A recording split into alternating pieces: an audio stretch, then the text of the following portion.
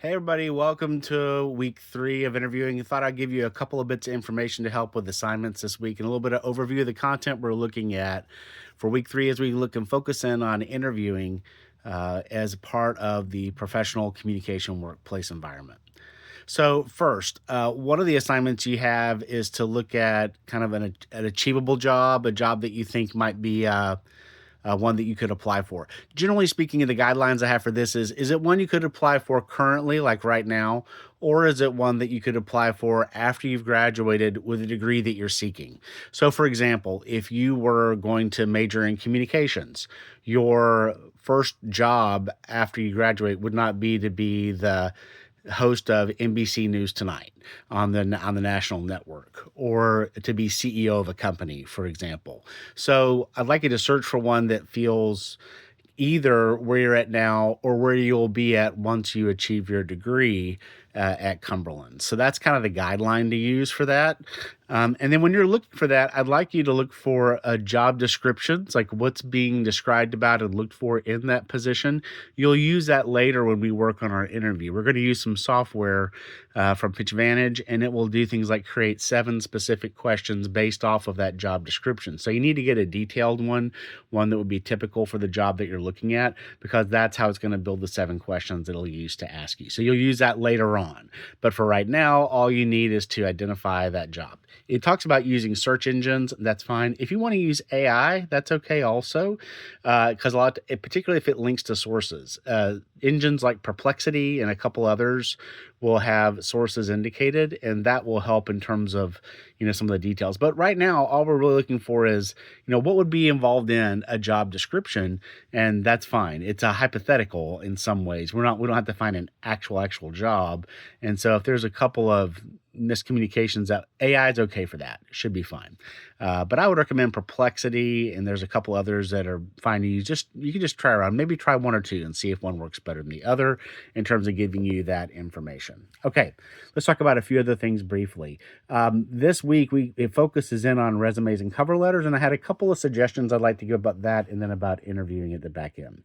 So the second assignment you has is to work on a resume and cover letter, and we ask you not to use a pre-made template. Scanners can detect that pretty quickly, and that's not necessarily meant to be you can never do that, but I think it's good to learn some of these skills and how to employ them, so that a lot of times these templates really limit what you can add and use, and it can sometimes be more challenging to use that than a help. So although they can have some value, I think in this case, as we're advancing careers and not just like a generic minimum wage job that you might work in high school or something along those lines, we're looking at advanced degrees, that it might help to create that and have a custom one, for yourself. You're aiming for in the resume itself, you're aiming for about a page. Sometimes there are some really advanced ones later on in life where you might have multiple pages, but for now, at an intro level, that sometimes it's easier.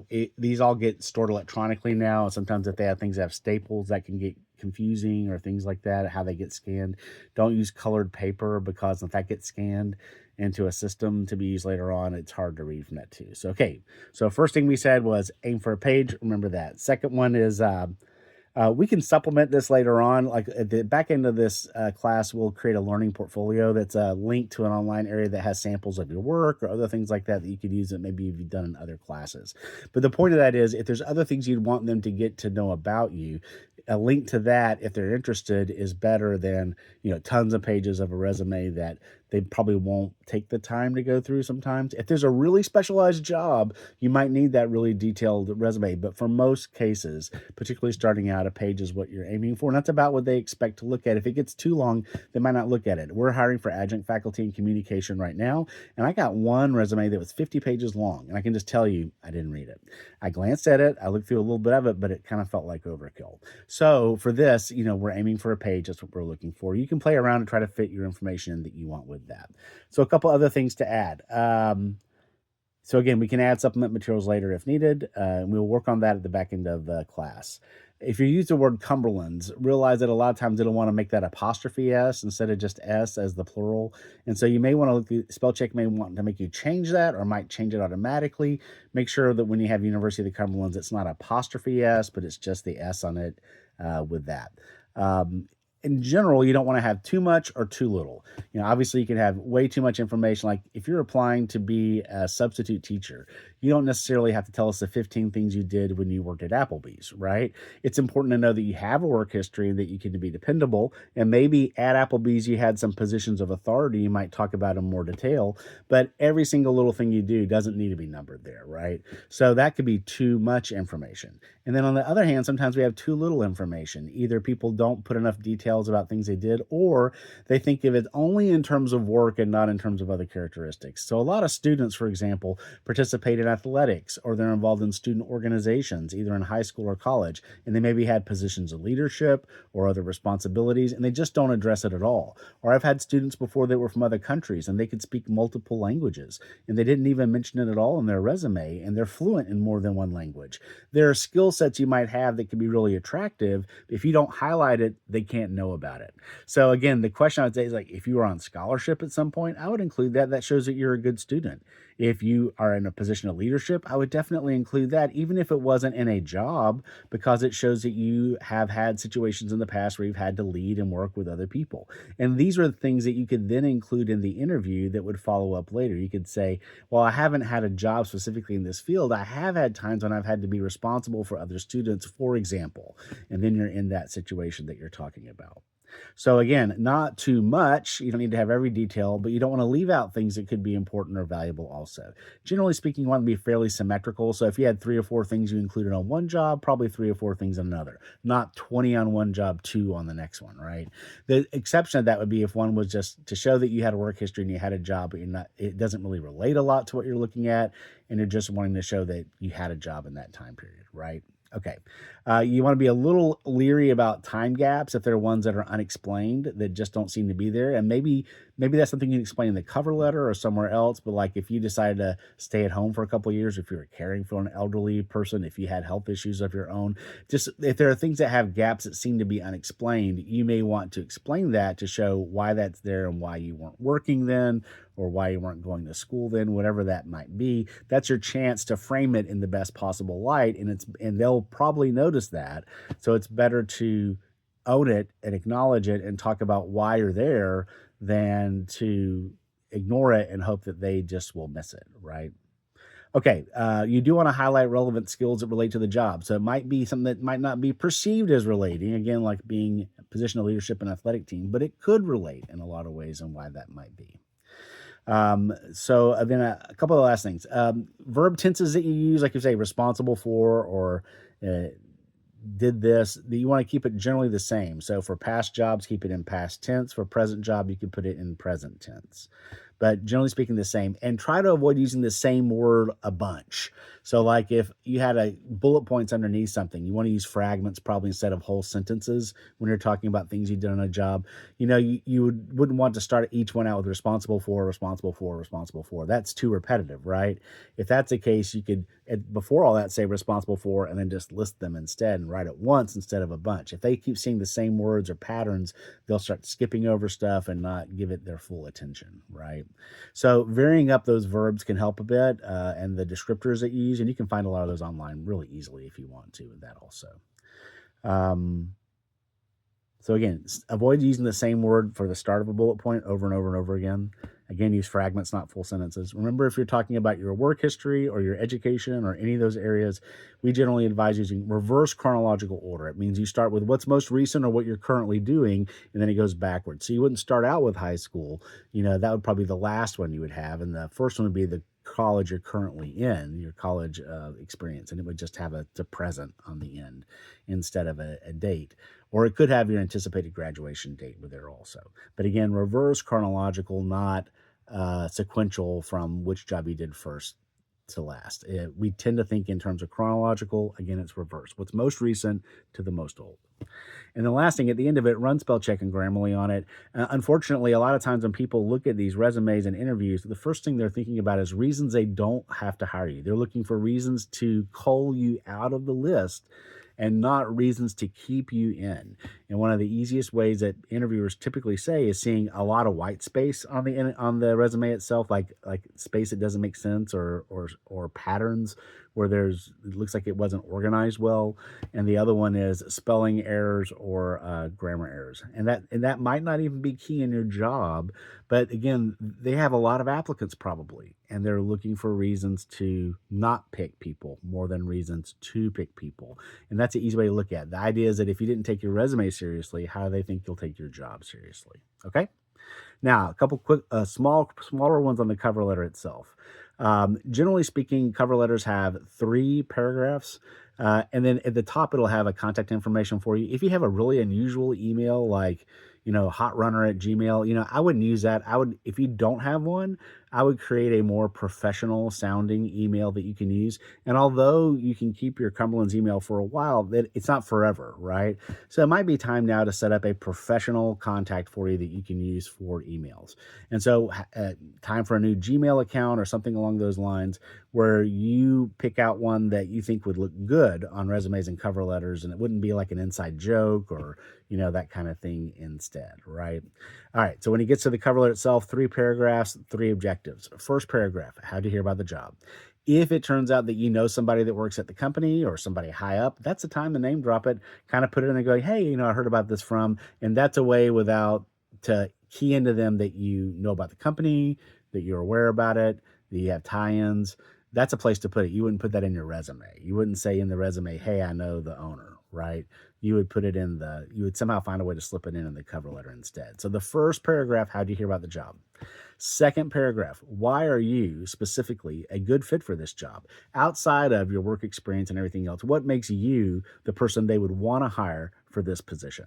So, for example, when I applied to the University of the Cumberlands over 20 years ago, I had already been working in Christian higher ed at a similar university, Asbury University in Lexington.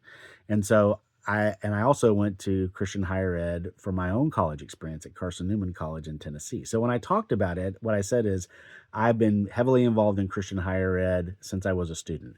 And then I mentioned those times. And what I was trying to code in that is saying, I know what being involved at Christian higher education is like. I know what's expected of faculty. I know that, how we interact with students. I was trying to say, this isn't going to be an issue with me. You can feel confident with me in terms of this because I have a good sense of, the vibe and the atmosphere and the expectations and what would be needed if I was teaching at this university. And so these are more like again, it's not your GPA. It's not things like that. It's what are your personal characteristics or your experience that you think really shows that you're great for that? Maybe you live near the job you're applying for, and that means you're familiar with the area. That could help with knowing customers, but it could also kind of signal to an employer you're probably not at risk to leave that job really soon. Sometimes we're in a rural area, our university, and we hire faculty and they stay a year or two and they leave because they just want to be closer to a city. Showing that you're familiar with the area, that you're familiar with the company, that you're familiar with the expectations for that job, those are things that will make people more relaxed and more confident that you'll be a long-term hire instead of potentially a short-term hire. All right, and then the last paragraph is like, let's meet. However you want to word that to say you're eager to meet, you'd be glad to meet for an interview, whatever it is, that you're eager to jump in. So again, how do you hear about it? Why are you a great fit? And let's do more, right? Okay, then the interview itself, there's a lot of tips in your slides about it, and you can read in the textbook. I'm not going to go through a ton of them right now. I'm just going to talk about 2 or 3 things real quickly. One, this interview isn't just about you, it's about them. So you know everything about you, but you should demonstrate that you know something about them too. What is that organization about? What do they stand for? What are their beliefs? How did they get started? Where are they positioned compared to competitors or in the industry? Are they the leading local news channel in Knoxville, or are they in last place? That's the kind of thing that you'd want to show that you aren't just going into this blind and you don't have any idea what you're doing. Showing that taking those first basic steps to show that you know a little about that organization and what it stands for shows that you went beyond the minimum and that you've thought about this and that you have a good idea about some things to include. You can even Google or look for interview questions that are typically asked by this organization or for employees for a particular position to prep if you want to at times, and that can help you also. I will say that they sometimes, when they do those interviews, they'll give like prep answers that you might choose to use.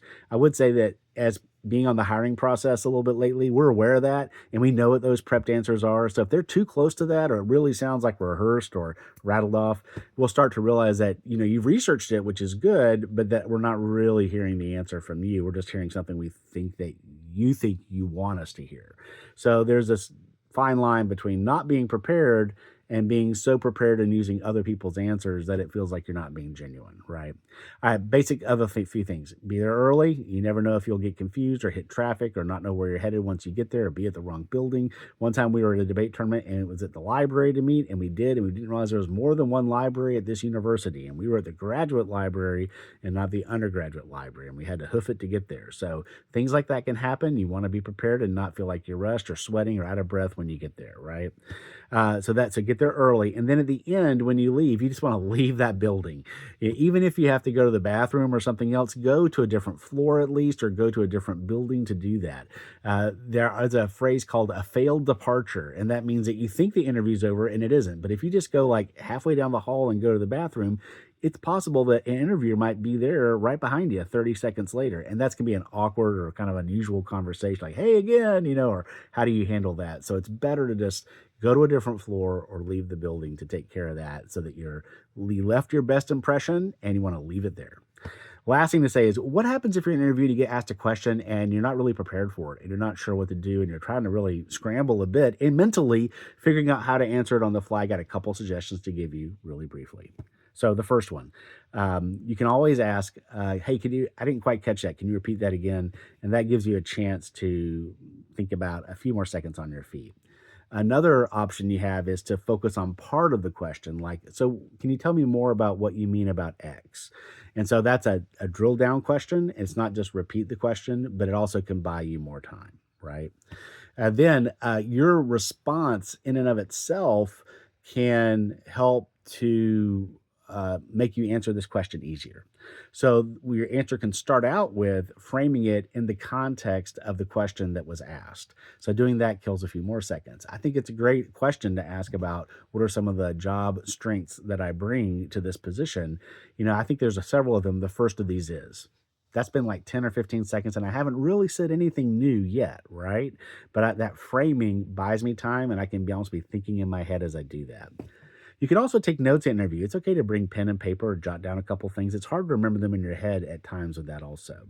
There are several questions where you might get asked something and you might have a list of something you want to share. Don't worry about having a comprehensive list of everything possibly known to man. Come up with 2 or 3 examples, unless you're given a different directive in the question, right? And then list those. You might jot them down to help remember, so you don't have to forget about it or keep it in your head the whole time you're giving your answer. Limit yourself to 2 or 3 responses. If someone says, tell me about an example when, just give 1 example. Don't give 3 or 4 examples, right? And then when you're done, at the end of that, reframe it into the question again. So that's why I believe that I would be a strong candidate for this position, because of my job dependability. So that helps you know how to wrap up the question. That's where people kind of stumble a bit, or they're not sure how to end at the very end of responses. So start with framing it at the beginning by setting up, again, rephrasing the question, work into your limited responses on that or examples. Bringing in real life examples is always great. At the back end, reframe it into what the question was, again, as a way to wrap up and know that you finished the question itself. But you can always put a hedge or a tag on that on the back end to say, that's one example of where I showed my leadership under pressure. If you want, I'd be glad to give you other examples of when I was able to bring that skill to the front. And that's a way that they can continue the conversation if they want, but sometimes they might just be going through a list and they might not want to hear a really long answer on that particular question. So a couple of suggestions with that, asking them to say the question again, to focus on part of the question, to expand on what they mean by that, you can start out by saying, hey, that's a great question to ask about, and that kills time too. And then reframing the beginning of your answer, where you talk about it in the context of the issue at hand, and then limiting yourself and how many examples or instances you give in terms of thoughts or reflections on that. Don't make it a book, make it a bullet points, but give real examples if you can, where you actually did this instead of just in theory, I think I could. And then at the back end, wrap it up into what you're talking about. That's a great way to give an answer. And I'd also say a couple of things is, all first, always be thinking about including your resume. They have it, they've looked at it. Start with what you already know, things you've thought about, things you've written. Then expand on that into other things that maybe aren't included in the resume. But you could just say, well, as you saw in the resume, I'm a diligent student. Again, I had a great grade point average when I was in college. Beyond that, right? And so that's a way to start with that and then build on that also. All right. That's a lot of information. I didn't mean to go almost 20 minutes, but what I want to say is there's some good advice here to talk about, some things to think about when you're in the interview itself, some advice when you're working on the resume and the cover letter also, and a little bit about AI use and working on some of the assignments. It's fine to use at least to start out with. Doesn't mean that's all that you do. And then remember, as I'm not picky on a lot of things in the class, but I do want to be a little picky on the cover letter and the resume, not to be mean, but because a lot of people that work in HR are picky and they use that as reasons not to consider people for hiring. I don't want that to be what trips you up when you're in your job search later on in life. So that's one where you do want to run it through Grammarly and spell check, make sure you're on okay shape with that. All right. I think that's it. If you have questions or concerns about any assignments this week, let me know. Otherwise, thanks a lot. Appreciate it. Glad to have you again in the class. Hope things are going well. Again, contact me anytime you need anything and have a great week. Thanks. Bye.